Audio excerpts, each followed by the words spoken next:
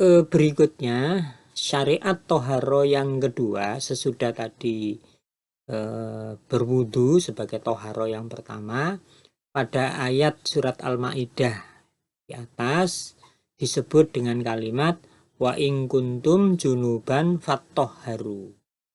Dan jika kamu dalam keadaan junub, maka bersucilah. Kata toharu pada ayat tersebut itu berarti bersucilah. Mengandung makna al-ghuslu yang artinya mandilah. Hal itu terkonfirmasi di dalam surat An-Nisa ayat yang ke-43. Nah, di dalam ayat itu ada kata-kata ya ayyuhalladzina amanu la taqrabus sholata wa antum sukara hatta ta'lamu ma taqulun wala junuban illa abiri sabilin hatta taktasilu. Hai orang-orang yang beriman, janganlah kalian sholat sementara kalian dalam keadaan mabuk, sehingga kalian mengerti apa yang kalian ucapkan. Dan jangan pula kamu ke masjid untuk sholat sedang kamu dalam keadaan junub, terkecuali sekedar berlalu saja hingga kalian mandi. Jadi fattoharu di atas itu artinya faksilu, itu artinya mandilah. Jadi syariat toharo yang kedua ini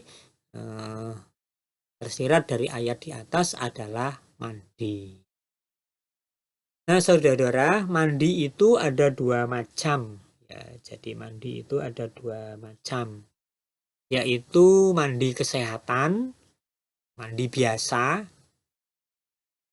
kegiatan mandi yang sifatnya duniawiyah. Nah, duniawiyah itu kalau kemarin saya sampaikan tata caranya tidak ada ketentuannya. Ya, oleh karena itu kafiahnya tidak ditentukan secara khusus karena ini urusan dunia, mandi biasa saja.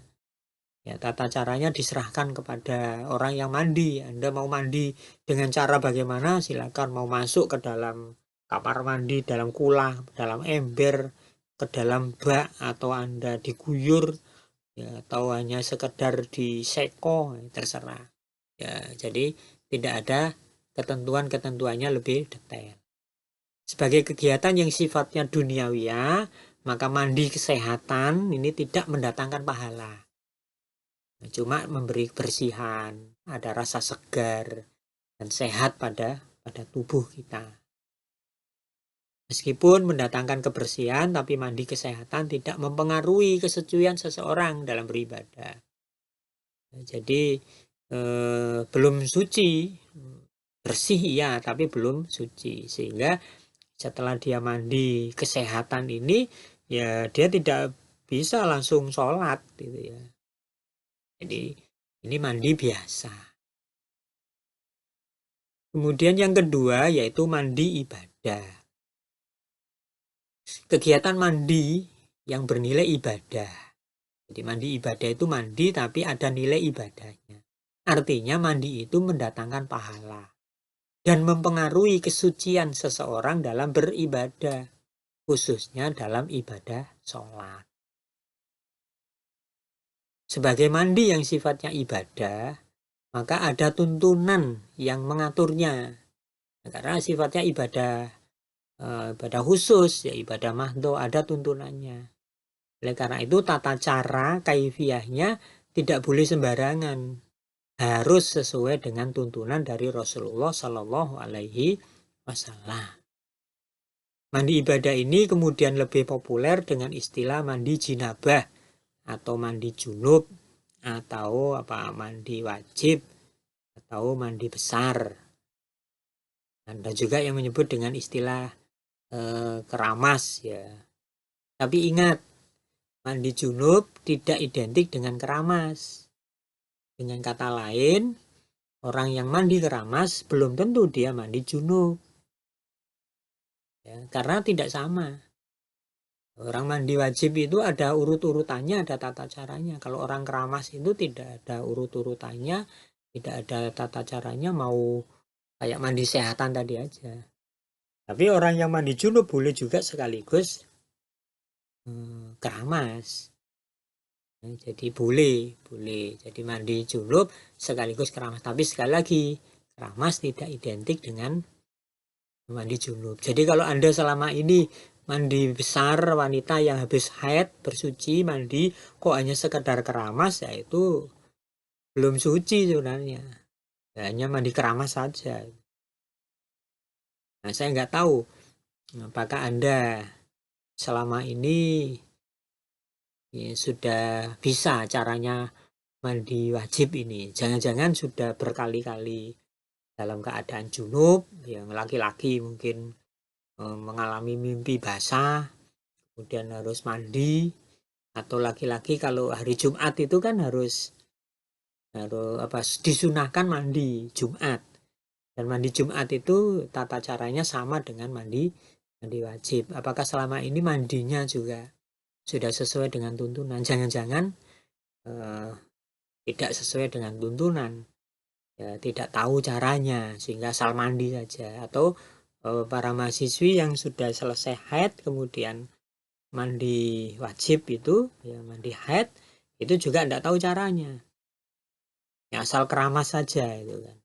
Nah, oleh karena itu pada kesempatan yang berbahagia ini, ya mari kita lihat bagaimana cara mandi wajib sesuai dengan yang dicontohkan oleh Rasulullah Shallallahu Alaihi Wasallam.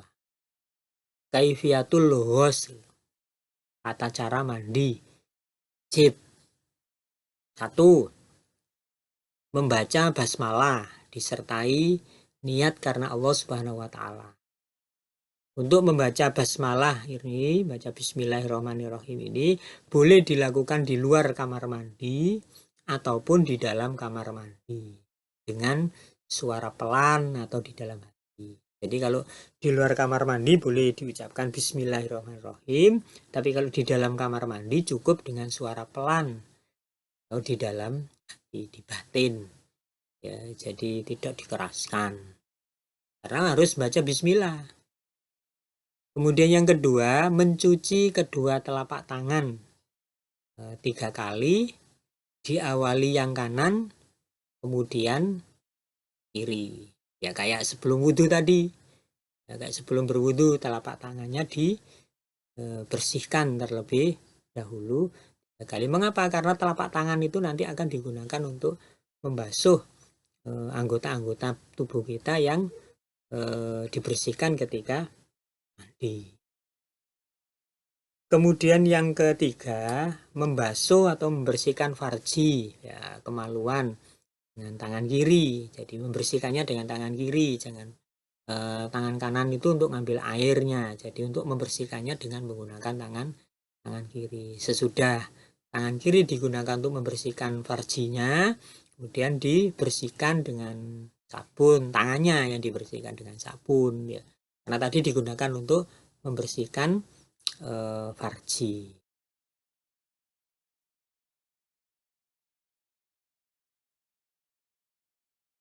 Kemudian yang keempat, nah ini berwudu seperti tuntunan wudu sebelum sholat, ya, secara sempurna. Ya, jadi berwudu. Kemudian yang kelima, memasukkan jari-jari tangan pada pangkal rambut. Ya, di sini inilah boleh pakai wangian di situ boleh sabun, boleh sampo. Ini disebut dengan keramas. Jadi keramas itu hanya dibagi salah satu bagian saja. Ya.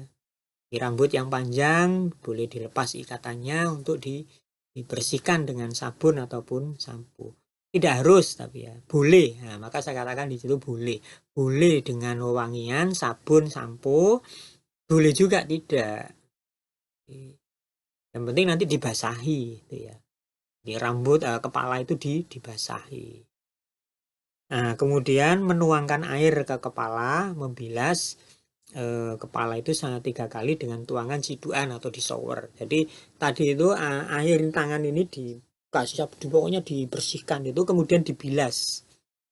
Nah, baru setelah membilas kepala itu baru kemudian dilakukan mengguyur seluruh anggota badan dan meratakannya ke seluruh anggota badan ini mandi dengan digosok, dimulai dari anggota badan yang kanan.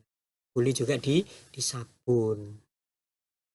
Nah, sesudah itu yang terakhir mencuci kedua kaki, dimulai sebelah kanan 3 kali, lalu yang kiri juga 3 kali.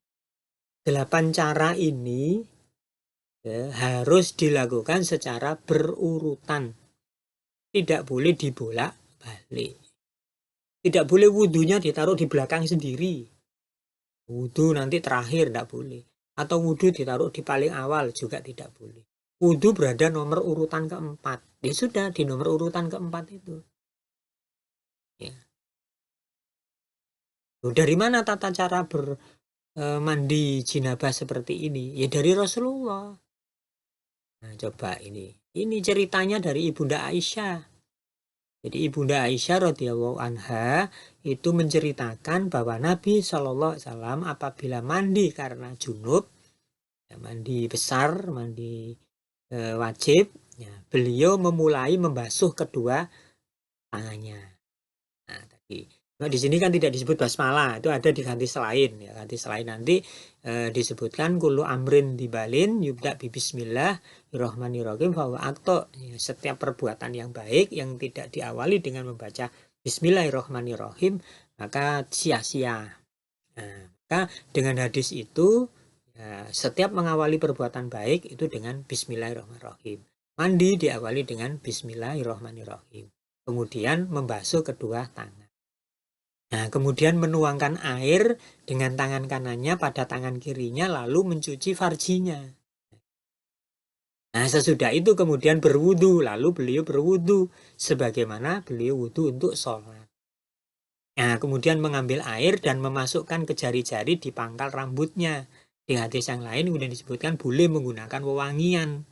Nah, menggunakan wewangian itulah disebut dengan sampo atau sabun atau keramas.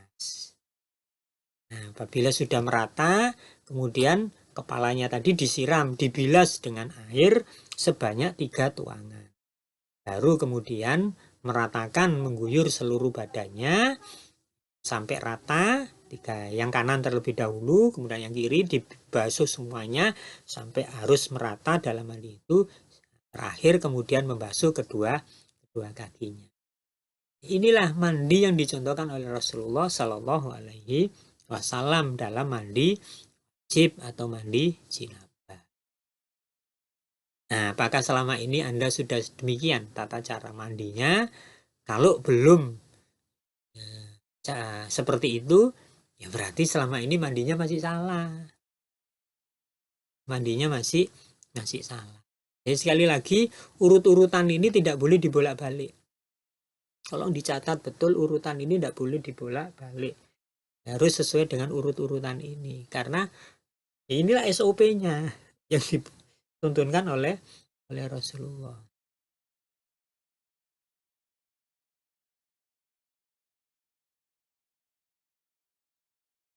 Nah, sesudah Anda selesai mandi, maka Anda tidak perlu berwudu lagi. Sudah selesai mandi tidak perlu berwudu, karena sudah selesai toharonya.